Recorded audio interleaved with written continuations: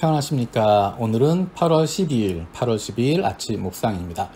오늘 읽을 리바이블 본문은 이사야 50장에서 52장까지 내용입니다.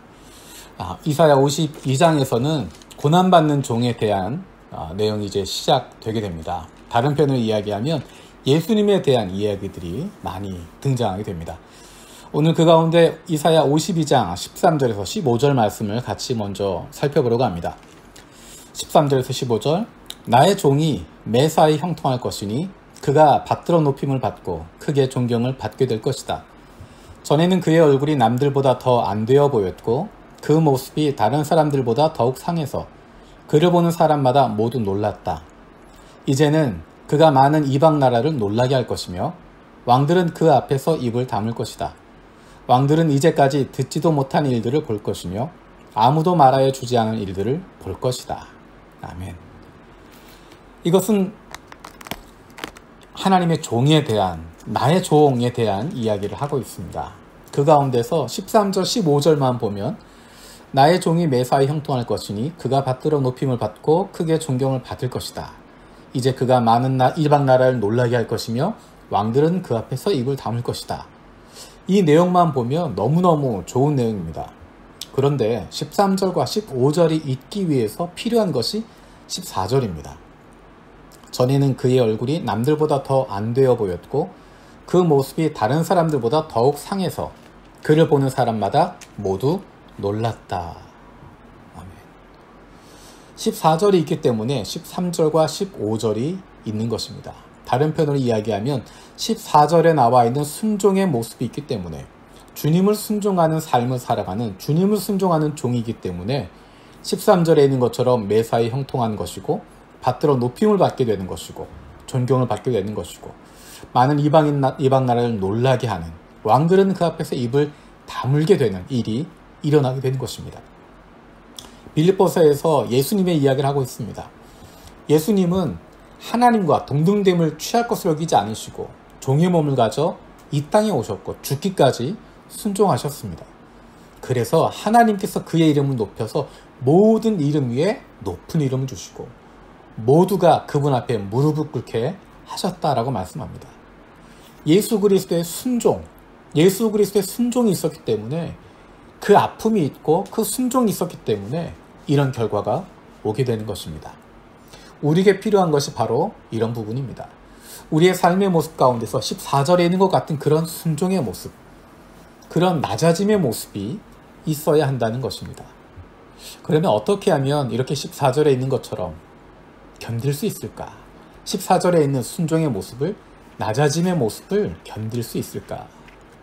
오늘 읽는 본문 가운데 50장 6절에서 9절에 이렇게 말씀하고 있습니다.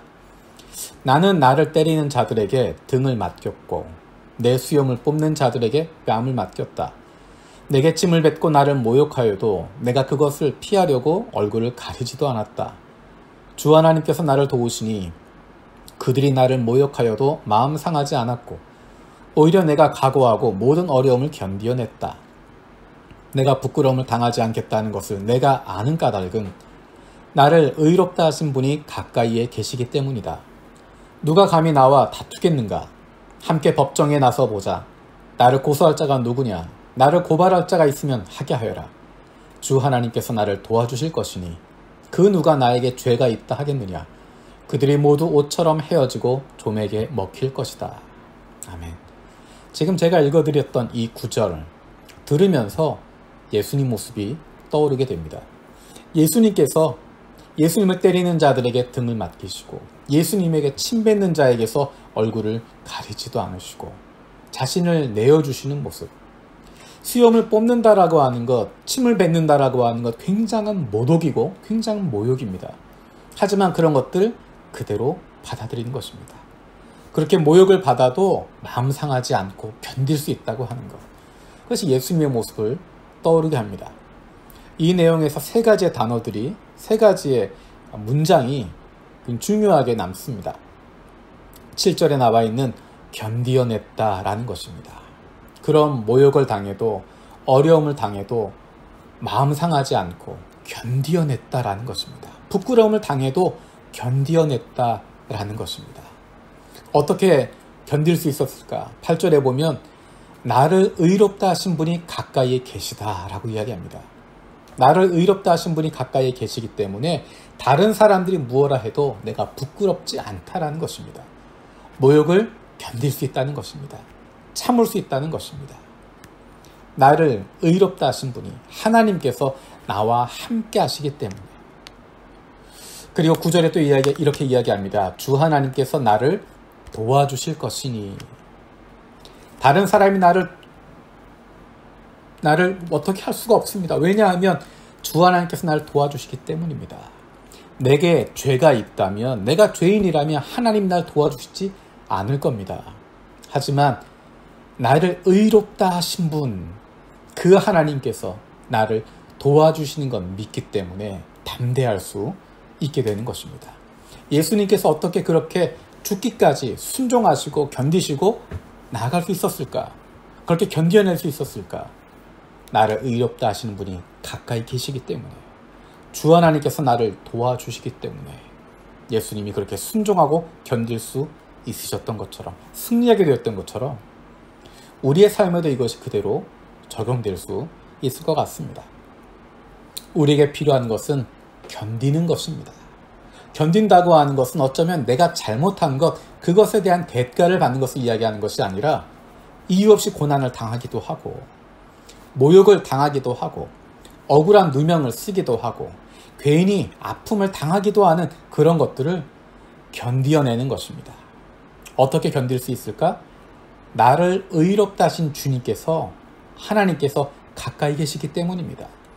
누가 나에게 비난하더라도, 누가 나에게 고소하더라도, 누가 나에게 너 안 됐다, 너 죄인이다 라고 이야기하더라도 내 죄를 다 용서해 주시고 우리를 새롭게 하시고 회복시켜 주신, 내가 너를 용서한다 말씀해 주신, 내가 너를 의롭게 여긴다, 거룩하게 여긴다 말씀하시는 하나님께서 나와 함께 하시기 때문에, 그래서 힘낼 수 있고 버틸 수 있고 견딜 수 있습니다. 그리고 그 하나님께서 나를 도와주시기 때문입니다. 내가 견디지 못할 때, 힘들고 어려운 순간에 하나님께서 나와 함께 하실 뿐만 아니라 나에게 이길 힘을 주셔서 나를 도와주시기 때문에 견뎌낼 수 있습니다. 그렇게 견뎌내면, 그렇게 이겨내고 있으면, 버텨내고 있으면 이사야 52장 13절 15절 말씀처럼 나의 종이 매사에 형통할 것이니 그가 받들어 높임을 받고 크게 존경을 받을 것이다. 이제 그가 많은 이방의 나라를 놀라게 할 것이며 왕들은 그 앞에서 입을 다물 것이다. 왕들은 이제까지 듣지도 못한 일들을 볼 것이며 아무도 말하여 주지 않은 일들을 볼 것이다. 이러한 놀라운 일들이 우리를 통해서, 하나님의 자녀인, 하나님의 백성인 저와 여러분들 통해서 이루어지게 될 것입니다. 주님께서 우리와 함께 하십니다. 주님께서 우리를 도와주십니다. 그로 말미암아 힘을 누릴 수 있는 저와 여러분들 되어지길 원합니다. 기도하겠습니다. 살아계신 아버지 하나님, 감사드립니다. 이사의 말씀을 통하여서 예수님의 모습을 보게 됩니다. 예수님께서 그 모든 것, 그 모든 모욕, 아픔, 부끄러움, 모든 것들 잘 견디어내신 것 기억합니다. 하나님이 나를 의롭다 하시는 분이 가까이 계시기 때문에, 그리고 하나님이 도와주시기 때문에 가능했던 것 기억합니다. 그것이 우리의 삶이 되어지게 하여 주시옵소서. 우리의 삶 속에서도 하나님께서 내게 맡겨주신 그 일들, 하나님이 나에 맡겨주신 사람들, 그로 말미암아 겪게 된 어려움들, 아픔들 잘 견디어낼 수 있도록 주님 붙들어 주시옵소서.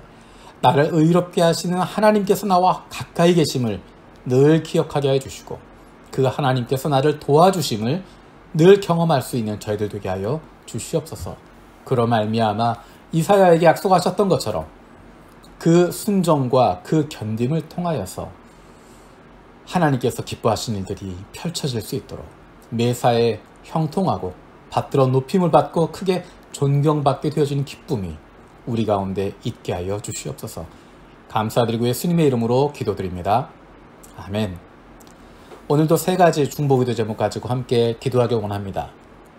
첫 번째는 요셉의 창고 프로젝트를 통해서 우리 교회가 하나님 아버지의 마음을 품고 어려움을 겪고 있는 이들에게 가까이 다가갈 수 있는 좋은 이웃이 되게 하여 주시옵소서. 두 번째로 일본인 중심 분립 개척을 통하여서 하나님께서 기뻐하시는 교회가 세워지게 하여 주시고 이것을 준비하는 과정 가운데 성령께서 한 걸음 한 걸음 인도하여 주시옵소서. 세 번째로 코로나로 말미암아 고통을 받고 있는 이들을 불쌍히 여겨주시고 이 코로나가 빨리 안정될 수 있도록 은혜를 베풀어 주시옵소서. 이번 주도 뜨거운 날씨가 예보되고 있습니다. 이보다 더 뜨거울 수 있을까? 하지만 이보다 훨씬 더 뜨거운 하나님의 사랑, 그 사랑으로 말미암아 날마다 기쁨과 감사를 누릴 수 있는 저 여러분들 되어지기 원합니다. 고맙습니다.